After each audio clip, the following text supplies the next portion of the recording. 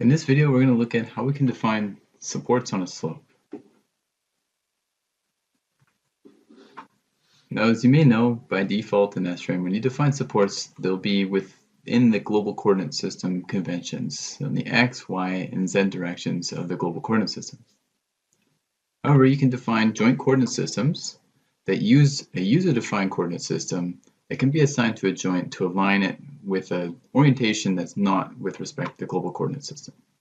And this might be useful in the situation that you have, for example, supports on a slope. There are other applications as well. We're just looking at supports, but it can be used to basically rotate the orientation of a joint to match whatever the user needs are. So we're going to look at this right now with a quick example.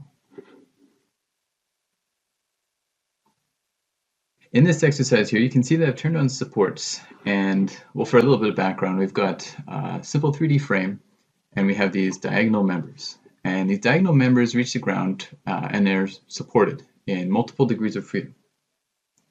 And you can see that the global coordinate system orientation is used to dictate the direction of these constraints on the joints. So it's not with respect to the members orientation, it's with respect to the global coordinate system, which we can see right here. So if we wanted to look at the reaction loads that might be coming from an axial force in these diagonal members, we would have to use trigonometry to figure that out. However, there is another way of doing it. We can use the joint displacement tool, which is this tool right here.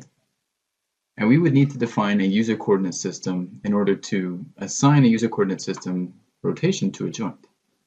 Right now we don't have any user coordinate systems created, that's why we just see the global system within this drop down here. But let's start by creating our own user coordinate system. So we're going to create our user coordinate system using the UCS tool, the user coordinate system tool. Left click on this tool. And I'm going to place the user coordinate system on a plane so that the z-axis is going to be aligned with the leaning column that we see. So to do that, I'm going to use this 3-point method within the UCS tool. I'm going to left click on this tool. And I'm going to start by just defining the origin of my coordinate system at this joint here. So I'm going to left click with that first joint. Then the direction of the user coordinate system x-axis will be defined by the direction or the span between the first and second joint. So this will be my second joint. So my UCS x-axis will be going from this direction to this direction. And the z-axis will be going in the direction of the next joint, which is going to be up here. And you can see that it's now defined that orientation within the bounds of my own model. I can always tweak it a little bit further.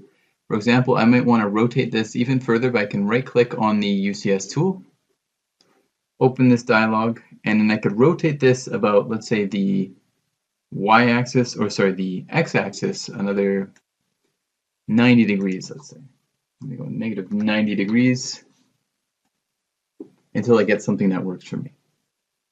And you can see here now the z-axis is oriented to align with this leaning column. Now I can save this UCS. I'm just going to click Save UCS and give it a name, and then call this leaning column and press OK. And now it's available within this drop-down list of user coordinate systems and other coordinate systems. Now I can go back into the joint displacement tool. This tool right here, I'm going to left click on it, and now you can see that we have our leaning column UCS assigned into this drop-down list. I can left click on that and just choose the joints I wish to apply this to. You can see that it's applying this rotation and showing me the UCS number, that leaning column UCS. And now if I look at my support reactions, or my support conditions, sorry, I can left click on the support tool, and I can see that they're now aligned for those joints that I applied that joint displacement direction to with the orientation of my leaning columns. Now it's important to notice that we've rotated the joints themselves, not just the supports. So this can also affect other things like joint loads that are applied with respect to the element coordinate system, or results that are viewed with respect to the joint coordinate system, and even ground springs. So this isn't just rotating our supports, it's also affecting other things. So keep that in mind if you're using this. Another useful application is if you have maybe an array of joints around a circular mesh, for example, representing a cylinder. You may want to use this to help apply concentric loads to a concentric point rather than having them all applied with respect to the global X, Y, or Z axis.